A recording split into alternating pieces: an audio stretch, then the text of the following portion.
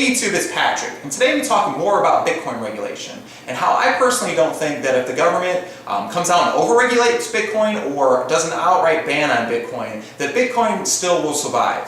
And albeit that it will look a lot different, legal Bitcoin versus illegal Bitcoin, but there's black markets that come up. So, there's nothing they can really do to totally get rid of Bitcoin, just due to the fact that it's in people's best interest to get Bitcoin. Just due to the fact of the other ways of saving and transacting in money, it's in people's best interest to buy Bitcoin and transact in Bitcoin. They just haven't realized it yet. And as more and more people realize this, and more and more time goes by, I think this will be more clear. When you're dealing with Bitcoin regulation, you have three groups of people. You have the people that accept the regulation, the people who don't want the regulation, and the people either that don't care or don't think it can happen. To the people that want the Bitcoin regulation, they often say that it will give Bitcoin this credibility or this government approval that makes it more legitimate. I think the computer program itself gives it its legitimacy, that the fact that it's superior currency. It really is. There's videos out there, the 26 reasons why Bitcoin is better than the dollar. There's so many reasons why Bitcoin is better than the US dollar to trade in and transact in. And so I think people just haven't realized this, and as they do, slowly but surely, you'll see the price of Bitcoin increase, and therefore, piquing more people's interest. They often quote with this credibility that there will be a flood of Wall Street money.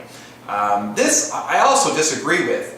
Just due to the fact that I think Wall Street needs the centralization of government to succeed, and they don't want to get into something that's decentralized. It just doesn't make any sense for them to move to that. The only way Wall Street would ever do that is if the people wanted to buy Bitcoin, so they told their investors.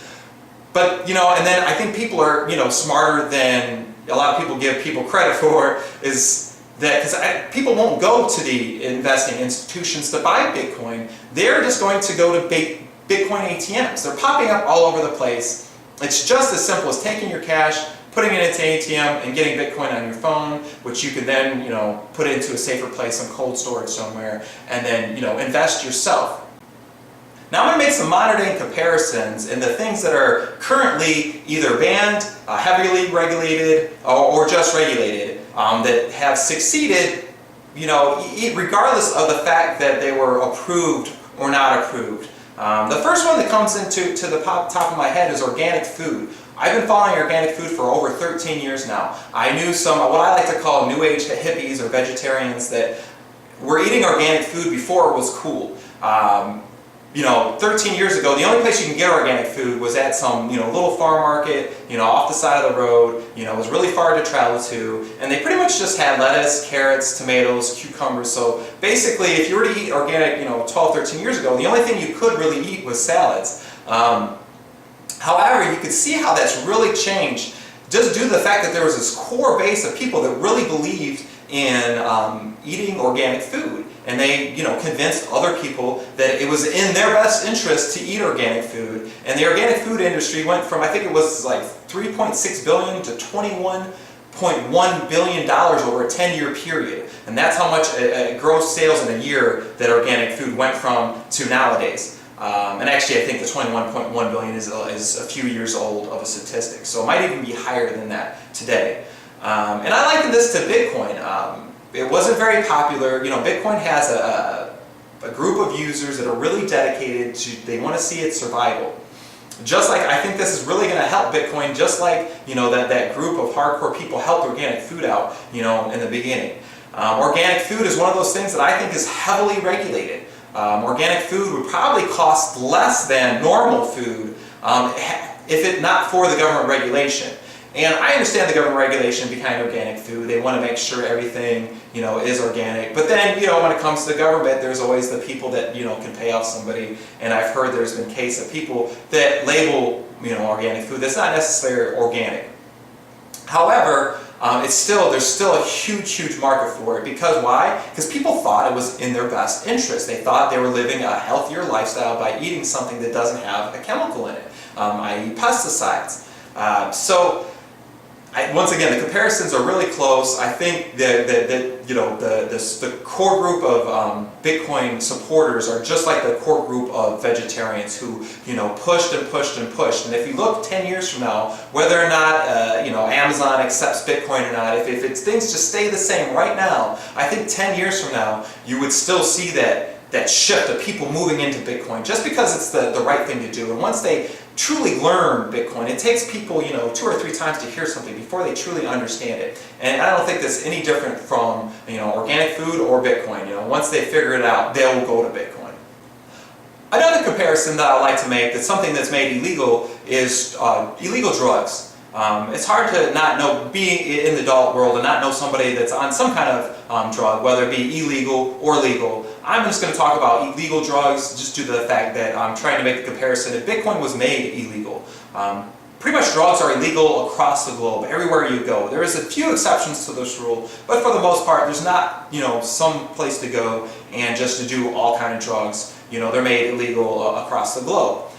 You know, if you compare this to Bitcoin, you know, it wouldn't deter people away. Once again, if Bitcoin truly is what it is and it's a better system, it's a better way to save money, it's a better way to spend money, you know, it's limited, it's all these things, then people are going to flock to it whether it's legal or illegal. They're going to do what suits their best interest. And it's no different from drugs. People, you know, they get stressed out, they want to escape reality, you know, they do drugs, whether it's legal or illegal, they don't care. It suits their best interest.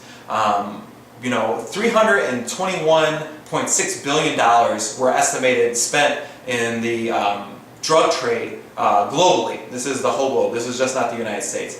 And I think about this as it's rather funny because I'm sure a lot of people do drugs because they're in a poor economic situation. However, if you took $321 billion and dumped it into Bitcoin over 1 year, Bitcoin would go from about $600 to about $24,000. So it would alleviate some of those economic woes for those people, and maybe they could get off drugs. But I'm just making this comparison and saying that it doesn't matter if something's legal or illegal.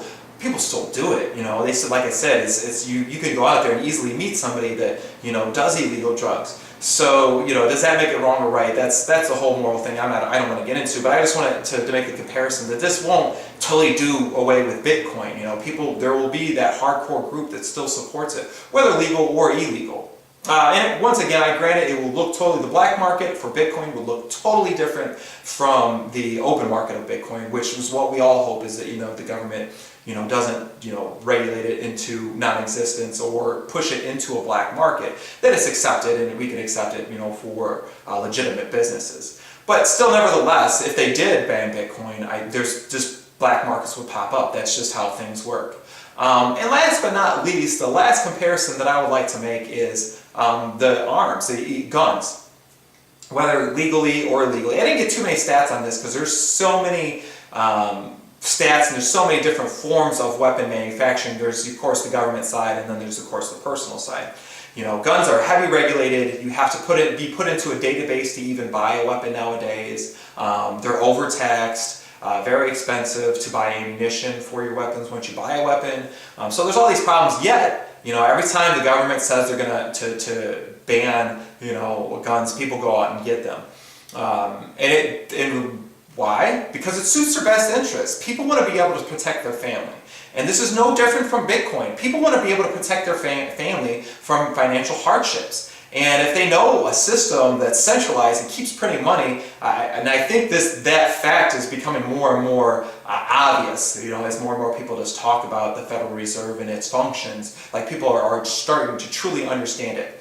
So with that being said, you know, people want to protect their family, whether it's from a burglar or it's from, you know, the Federal Reserve devaluating their purchasing power. So in closing, I'd like to say that it really doesn't matter if Bitcoin is, you know, overregulated or banned or whatever. It doesn't need this government approval to succeed. You know, it's the proof, as I say, the proof is in the pudding. You know, the fact that it's just a better option out there right now, and that's why people will choose Bitcoin. So once again, I hope you learned something in this video. I hope it makes you think that, you know, outside the box, you know, that regulation and the government, it's not as scary as people, you know, make it out to seem. That Bitcoin, if it truly is this great model, that it will be successful on its own merit. But that's all I have for you for now, and I'll see you on YouTube.